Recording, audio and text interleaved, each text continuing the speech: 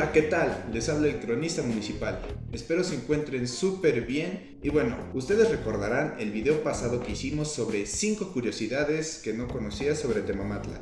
Ahora vamos con la segunda parte. Igualmente este video es producto de las investigaciones que se han venido desarrollando a lo largo de estos 3 meses de trabajo. Así que vamos para allá. Número 5. Temamatla, pueblo ribereño. ¿A qué nos referimos con que Temamatla fue un pueblo ribereño? Bueno, los primeros pobladores de Temamatla durante el periodo preclásico formativo se asentaron al lado del lago de Chalco. Esto con el objetivo de usar algunas pequeñas embarcaciones para transportarse a varios pueblos cercanos a Temamatla. En este caso serían Chalco o lo que serían los inicios de Tlalmanalco. Ahora bien, solemos pensar que nuestro municipio siempre ha estado ubicado al lado del río San Juan. Sin embargo, las investigaciones arqueológicas hechas por Mari Carmen Serrano y Noé García nos indican que hay vestigios arqueológicos de que Temamatla estaba en una posición cercana al lago de Chalco. Estas investigaciones se hicieron alrededor del año 1969 por parte de la Universidad Nacional Autónoma de México. Esto nos lleva al siguiente punto.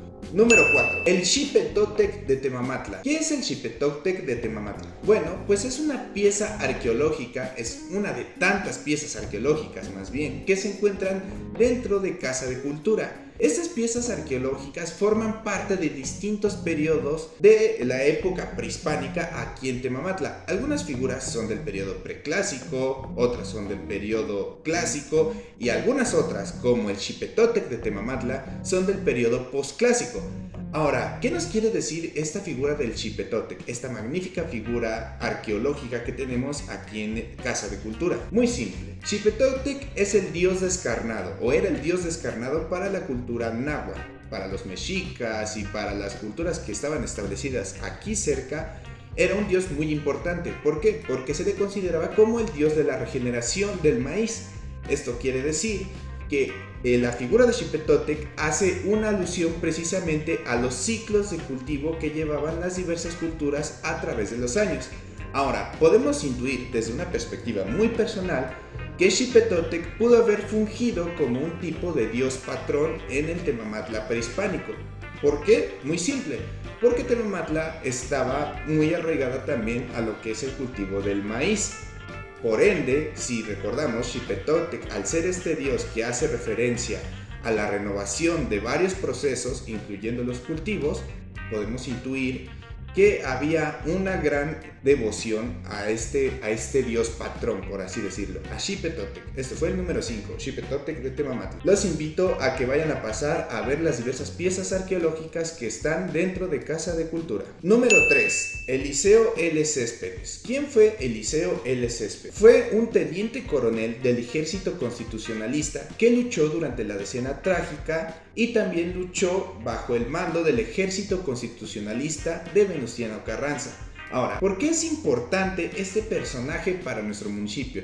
Bueno, les doy un dato curioso como historiador, y es que hay diversos archivos de Eliseo L. Céspedes dentro de nuestro archivo municipal, en donde podemos rescatar diversas fotografías, donde podemos encontrar diversas cartas que este personaje tuvo a lo largo de su vida. Ahora, ¿qué tiene que ver Tamaulipas con Temamatla? Bueno, pues no es ninguna casualidad, ya que Eliseo L. Céspedes llegó a vivir aquí en Temamatla.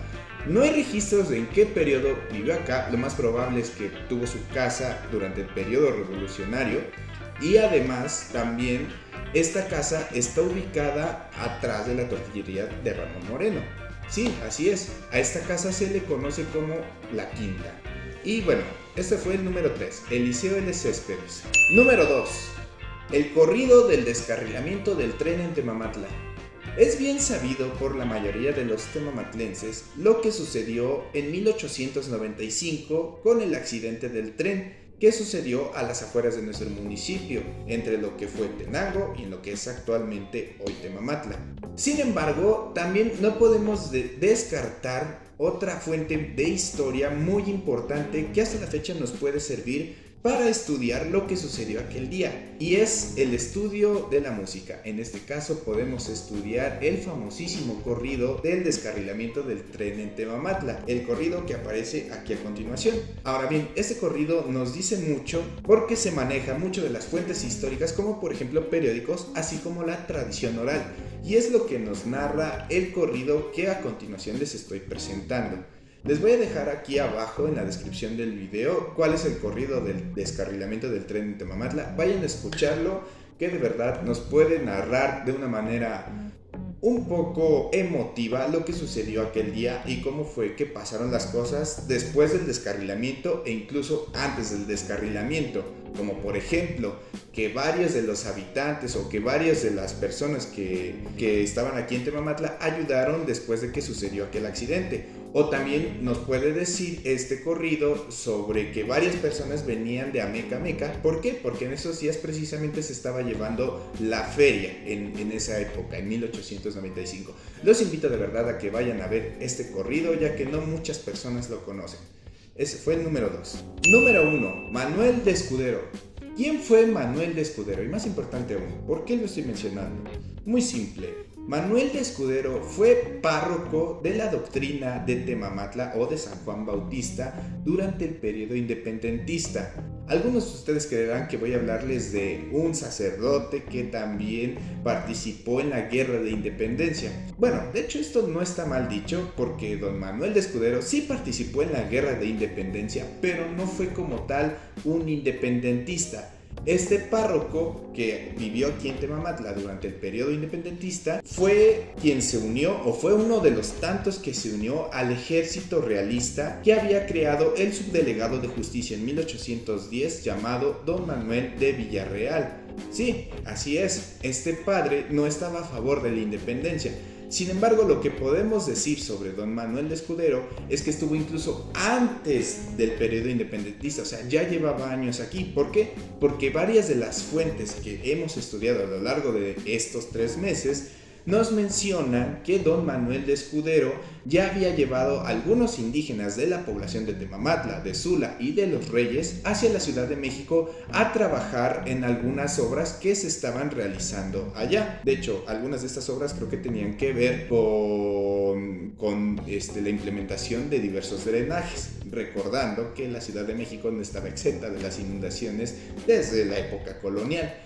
Ahora bien, también ¿qué podemos decir sobre Temamatla en la independencia? A raíz de lo que sabemos de don Manuel Escudero. Bueno, podemos decir que varias personas pudieron haberse unido al movimiento independentista, pero de forma clandestina. ¿Y esto por qué? Bueno, porque don Manuel de Escudero, en una misiva que le mandó al virrey Javier Venegas en 1810, menciona que trató de convencer a sus feligreses para que se unieran a la causa realista. Sin embargo, también menciona que solo uno de ellos hizo caso y él sí se unió al ejército realista, mientras que los demás pobladores, o más bien las demás personas, pues no dieron una respuesta como tal. Y esto nos puede decir algo: si no hubo respuesta, puede ser que estuvieran ocultando algo, o que simplemente el movimiento independentista tal vez no les daba mucha o no cobró mucha importancia en su vida. Bien, todo esto lo sabemos a raíz del estudio de las fuentes que nos dejó don Manuel de Escudero, presbítero de la doctrina de Temamatla en 1810. Este fue número 1. Y hasta aquí el video de hoy, espero les haya gustado muchísimo. Yo fui el cronista municipal y ojalá les sea de su agrado este video, que finalmente es para difundir la historia de nuestro municipio con ustedes. Espero puedan apoyarnos suscribiéndose, dándole like y activando la campanita para nuevos videos que iremos sacando más adelante. Muchísimas gracias, hasta pronto.